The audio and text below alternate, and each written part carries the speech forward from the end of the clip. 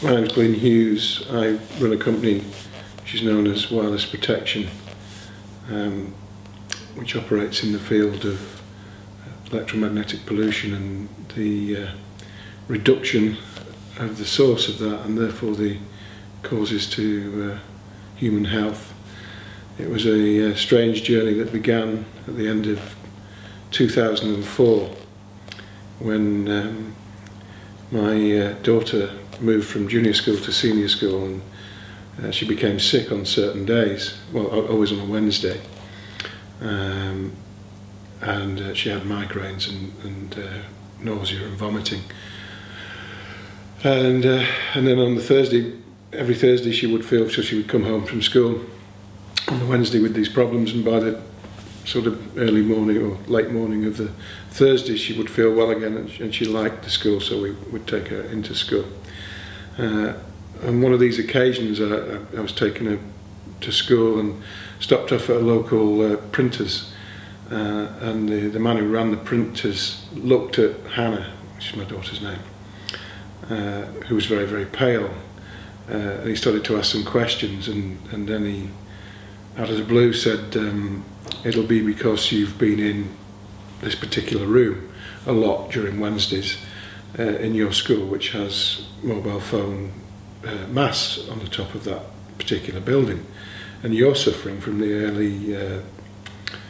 signs of radiation sickness. Well, as you can imagine, that perturbed me a little bit, so I said to the chap, "Now, I'd like to come back and hear a bit more about it," which I did, and even though by profession I was really just coming out of this profession, but by profession I was a wireless voice and data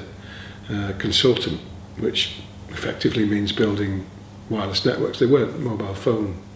networks, they were voice and data networks for multi-site businesses, but they used the same technology as mobile phone operator networks. But I had no idea that what I was involved in had any effect on health, and I certainly hadn't noticed that my daughter's school had mobile phone masts on the top, or that they could be affecting her health. But once I found that out, I arranged to meet with the headmaster of the school, who initially was shocked as well and wanted to get them off the school, but he met some resistance, and so a campaign began, or rather I began a campaign, and got many of the others, parents of the school involved, and the local paper picked up on it, and then via that BBC Northwest picked up on it, and so I became a little bit of a legend in my own lunchtime for a while. But the shocking thing was that as the media got hold of it, then so did many people around the Northwest who were suffering and knew that they were suffering as a result of being exposed to mobile phone masts. And because they saw my history of being in the telecoms industry, in the wireless telecoms industry, they started to contact me to ask me for help in shielding out the emissions of mobile phone masts that were entering their properties and affecting them, and commonly as well their children. And so it kind of took over my life. All of a sudden I just couldn't really think about much else, it seemed, and so I was a little bit of an activist, to be honest. We set up a website that sort of screamed "Stop This Now," but that moved into a business of helping people, because there wasn't really much point screaming "stopping it now," because nobody was doing, or seemingly would do, and 7 years later, nobody has. So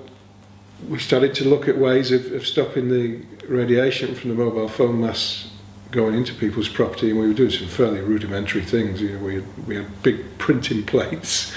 covered in sheets that a friend had sewed together, which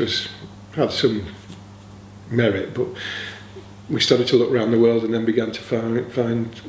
microwave radiation shielding products that originated really from foreign militaries, because obviously the military needs to have secret conversations without you being able to access what they're saying. But that has the effect, what it's designed for, has the effect of shutting out the signal of mobile phone masts, and that's how it all began.